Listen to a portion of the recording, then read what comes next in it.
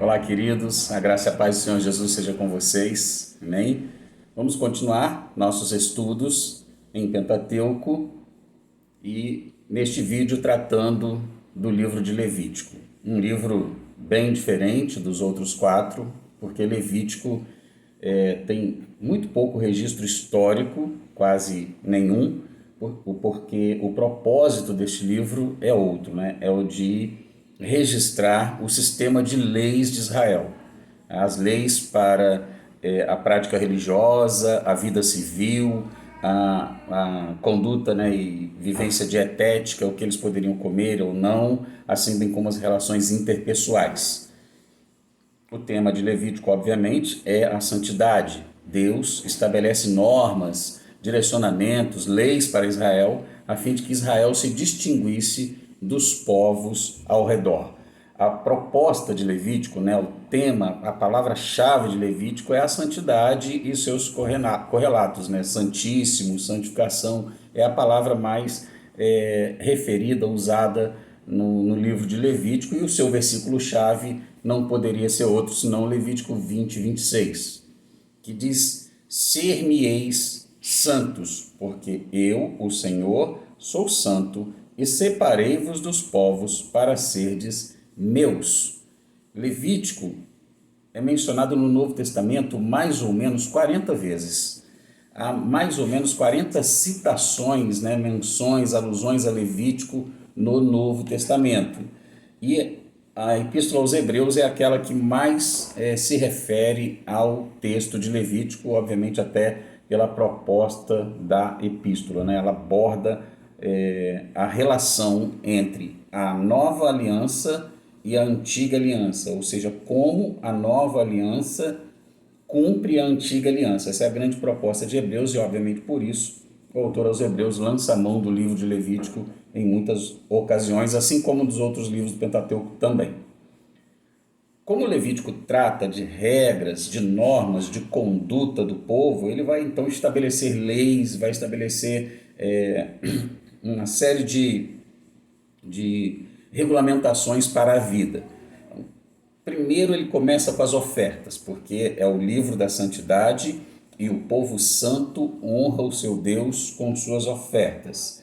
Haviam pelo menos 5 tipos gerais de ofertas. O primeiro tipo é o holocausto, né? O holocausto do gado, que era uma oferta totalmente queimada na presença de Deus de cheiro suave, ou seja, um sacrifício voluntário totalmente dedicado a Deus. Obviamente, esse sacrifício aponta para Jesus Cristo, nosso Senhor, um sacrifício totalmente voluntário de cheiro agradável ao Senhor. Depois desse sacrifício do holocausto, é mencionado também a oferta de manjares, que é uma outra modalidade de oferta em que as pessoas ofereciam perante o Senhor, né, alguns manjares que eram levados ali para serem movidos diante de Deus.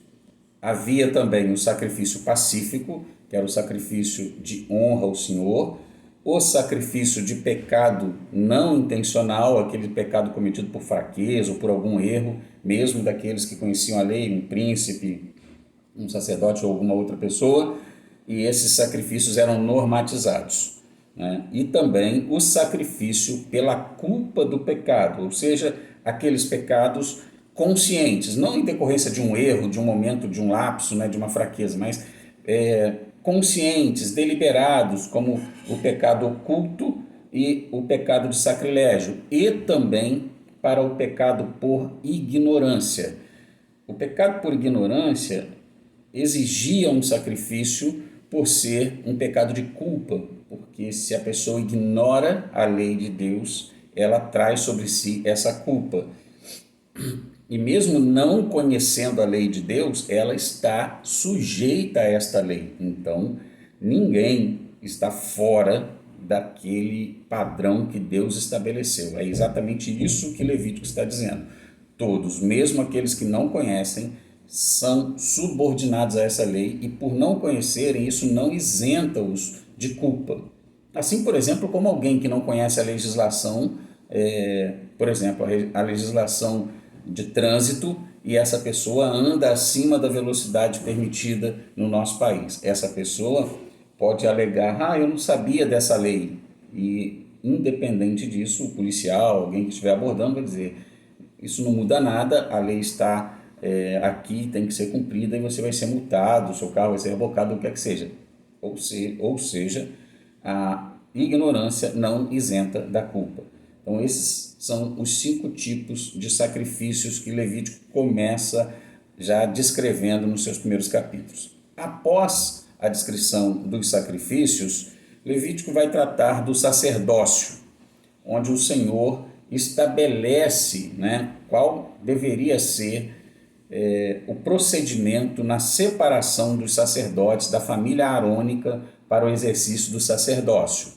Então o Senhor separa eles para a consagração no sacerdócio, e ali o Senhor ordena como deve ser, ou seja, é Deus quem dá a vocação. Eles são lavados com água, que é um símbolo da palavra de Deus que purifica e santifica.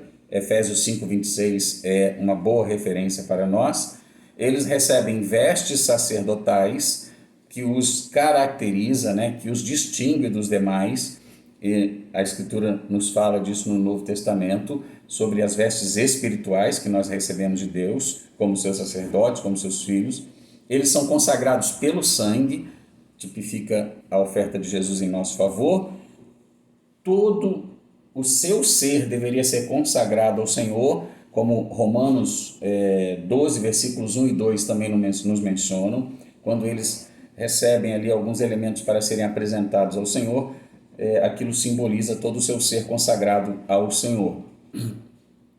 E são alimentados por Deus e totalmente separados, porque eles deveriam ficar 7 dias totalmente separados. 7 aponta para a plenitude, Então, eram homens totalmente separados para o serviço do Senhor.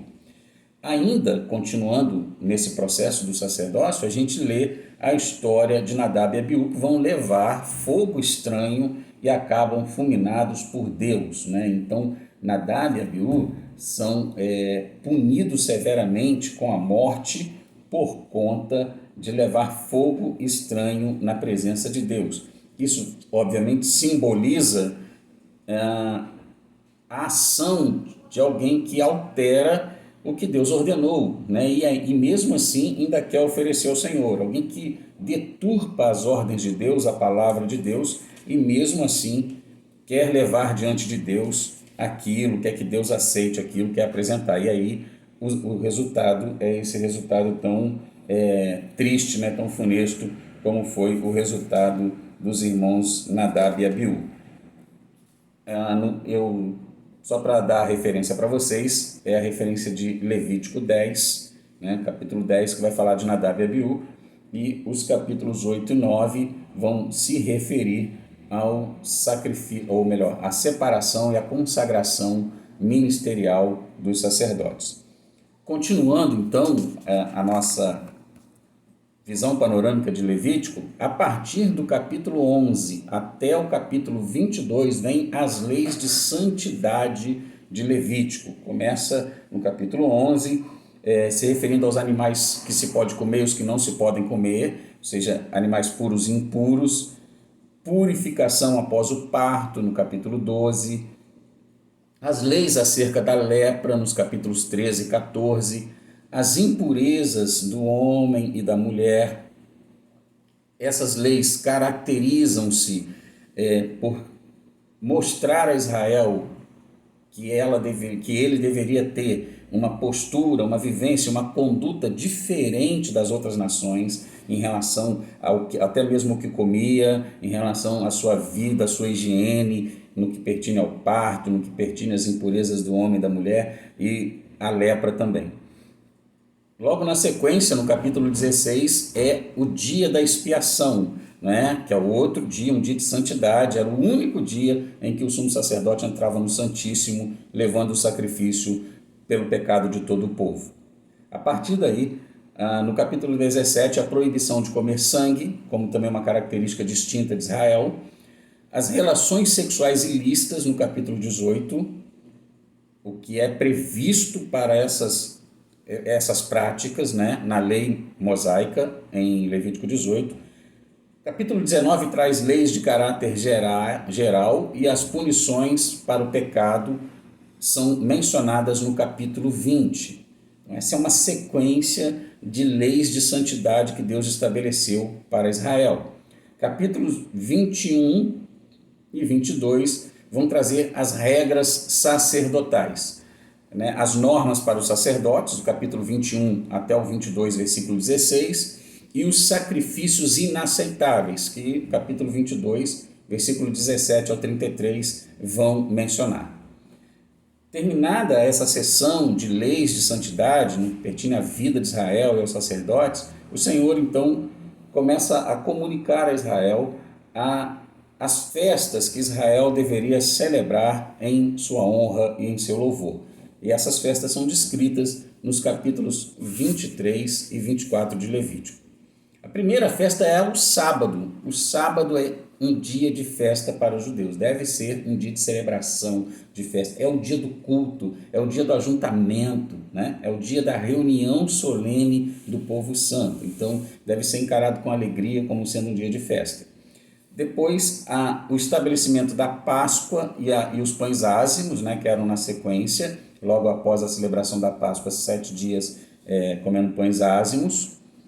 E na sequência da semana da Páscoa, a festa das primícias e a festa das semanas, ou Pentecoste, que era logo na sequência da Páscoa, mais ou menos 40 dias depois, um pouco depois dos 40 dias, começavam as primícias, onde eles ofertavam ao Senhor, e no 50º dia celebravam a festa de Pentecoste.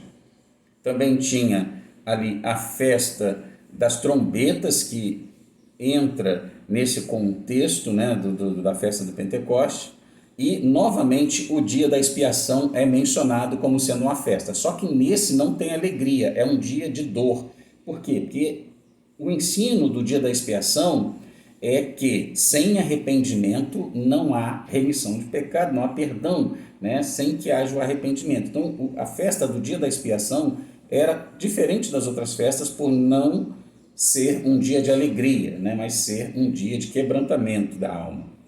E a última festa, a festa das cabanas ou dos tabernáculos, que era o dia que Israel, aquela semana, aquele período, Israel morava em cabanas, passava aquele período em cabanas para lembrar a sua peregrinação pelo deserto. Cada uma dessas festas tem um propósito didático, tem um propósito de ensinar a Israel princípios valiosos para a sua conduta, a importância do descanso, que não descansar é pecado, é o 4º mandamento, o valor de honrar a Deus com as nossas primícias, a celebração da Páscoa que já havia sido estabelecido, a lembrança daquilo que nós sofremos no passado, como a festa dos tabernáculos, e como nós estamos bem hoje, e o dia da expiação, ou seja, o arrependimento diante do nosso pecado na presença de Deus. Por fim, dos capítulos 25 até o capítulo 27, o livro de Levítico vai trazer as leis que Israel deveria observar quando já estivesse na terra de Canaã. Então, depois de tomar posse da terra, o Senhor já havia determinado para eles como deveria ser a vivência deles ali, quais as leis deveriam ser observadas na terra de Canaã. Em suma, esta é a síntese, o esboço de Levítico, nessa breve visão panorâmica que tivemos. E você tem, meu querido irmão, minha querida irmã, Ser Forte, aí no seu material de apoio outras informações que você poderá ler com mais tranquilidade, suas atividades na plataforma, e com certeza serão de muita valia e de muito crescimento. Você também terá outros vídeos de apoio, então esteja atento, assista os vídeos de apoio, leia o material, faça as atividades que estão sendo propostas, e que Deus te abençoe. Até o nosso próximo encontro, em nome de Jesus. Um forte abraço.